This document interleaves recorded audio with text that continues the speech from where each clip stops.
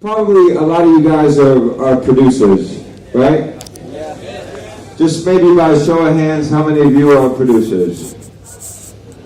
Okay. Then what the hell are the rest of you doing here?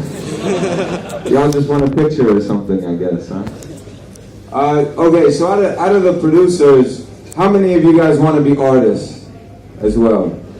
Okay, so that's maybe even more people that make music. That's okay, this is EDM. You actually don't need to be a producer to be an artist, as it turns out. That was a joke. You guys can laugh every once in a while if you want to also. Alright, so I'm going to tell you what I think are the keys, sort of, to being an artist. And the number one thing, not just to being an artist, but really at the heart of any art, is storytelling. It's at the heart of all great art and all great artists. So the question that you have to ask yourself, the really most important question, is what is your story? What is your story? What is so interesting about you that I want to pay attention to you? And a good story is not just a plot. A good story is emotional. Good story is something that you bring to the table that touches on a human emotion. But I don't need to relate to you. And that's something that is sort of a fallacy, I think. A lot of people often get told, oh, you should do it this way, or you shouldn't do this lyric, because people won't be able to relate to it.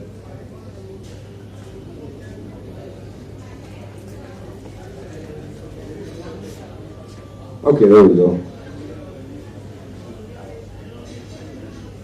Alright.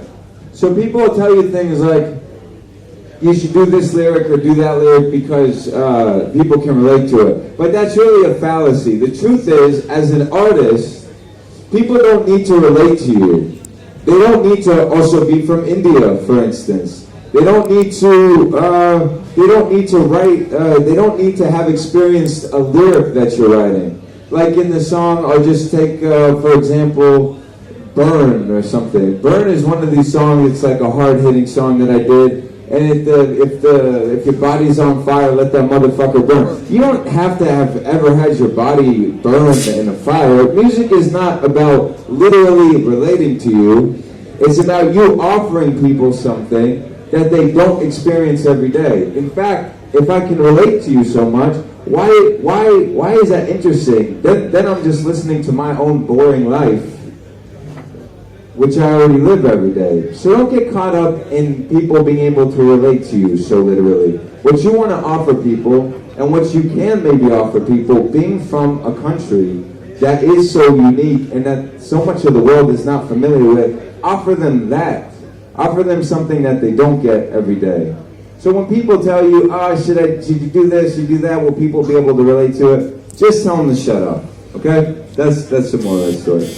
So also, I say this all the time, it's so easy as a producer to look at what is happening.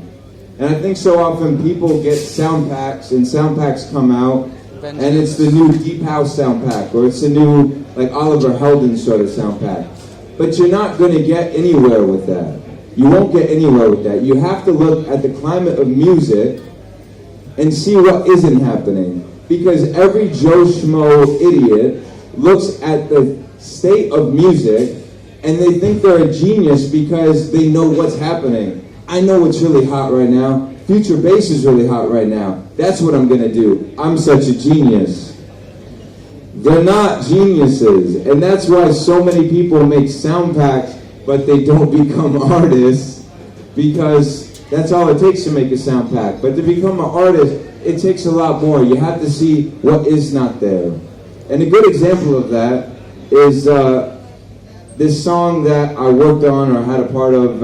It was called Tsunami. And to me, when I conceptualized a song, I looked out into the crowd of ravers and I said, these people look almost like they're an army. They look like they're an army about to go to war. But all of the music was so happy. It was like, at the time, it was Avicii, and it was Levels, and it was all this really positive light stuff. But I looked at it and I said, here it looks like a bunch of people, they're almost looking at their commander, like they're about to march into battle. And that's when I made the music, which to me sounded like the movie 300 or something. It sounded like a war movie. And the whole song it was like a war. So that was an example, and I don't get them every day. I don't have good ideas every day, but I think that was a good idea. And the idea stemmed from looking at what was there, what was so clear, but was not being said. It was about looking at it and presenting something to the EDM community, to the EDM song music landscape that wasn't there. That seemed to me like it could be there. This could make sense to everybody if they just saw it the way that I did. So I encourage you guys, when you're thinking about your style, when you're thinking about what your style is going to be, you focus on what is not there. What is not there that you could bring, maybe especially, that other people just haven't thought of yet. Okay? That is a big part of why I started KSHMR. In the same vein as the song Tsunami, I looked at the state of dance music, which all seemed so happy. Everything about it seemed just so happy and so, let's all take drugs and hug each other. And I just wanted to give it something that was a little bit darker, that had a little bit more edge to it, that had a little bit more culture, because I was sick of seeing the same European guys with the same V-neck on, the same black V-neck, that they had formed this sort of incestuous community where you knew exactly who was going to be headlining every festival. And they all had the same haircut. They all looked the same. And I just wanted to break it up or something. So, anyway, that's why I started KSHMR. Okay, so going back to story. Your music should tell a story. And I think one thing that people overlook in dance music, and why sometimes dance music gets written off as a little bit soulless. Like, you know, some people listen to dance music and they say, oh, that's cool, you could rave to it, you could party to it, but they just sort of dismiss it. They say, oh, it's just party music. And I think a lot of opportunity gets missed to put story into even instrumental music. And you can put emotion even into instrumental music if you just think about it that way. And I'll give you an example.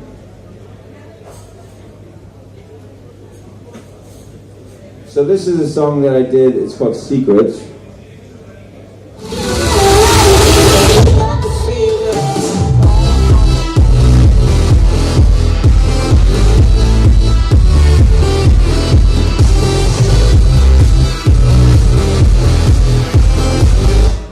Okay?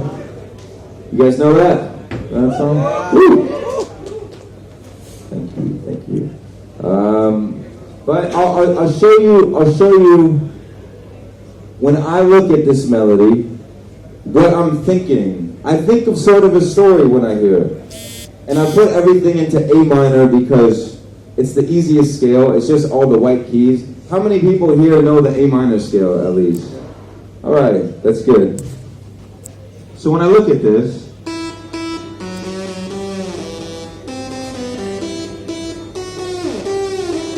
so we start out with the dum-dum,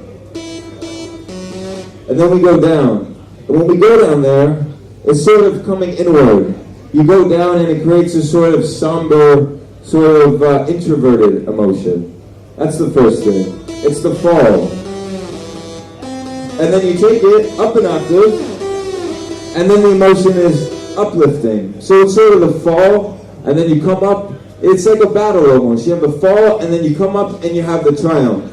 And one doesn't work well without the other. You can't just have triumph all the time, and you can't just have a sort of somber tone. But when you put together the two,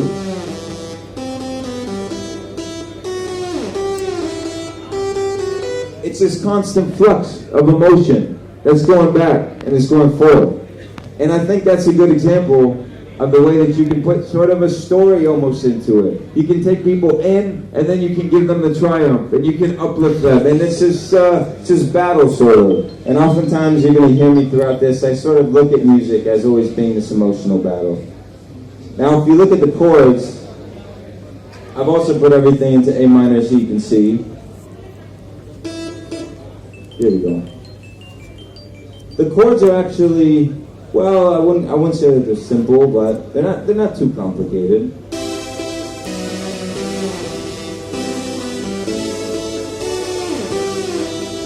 So what do you notice here? What's interesting about it? Well, you have these going down, and then here, so I'll just list it off to you. You have an F major going to an E major, going down to your A minor, right? Now what does that feel like? That feels like an introverted emotion. It feels like you're sort of looking inward, it's going down. And then you introduce this chord. This is a D major going to the G major. All these major chords that are not being heard in the first half. You're hearing them for the first time. So this is the sad part, let's call it.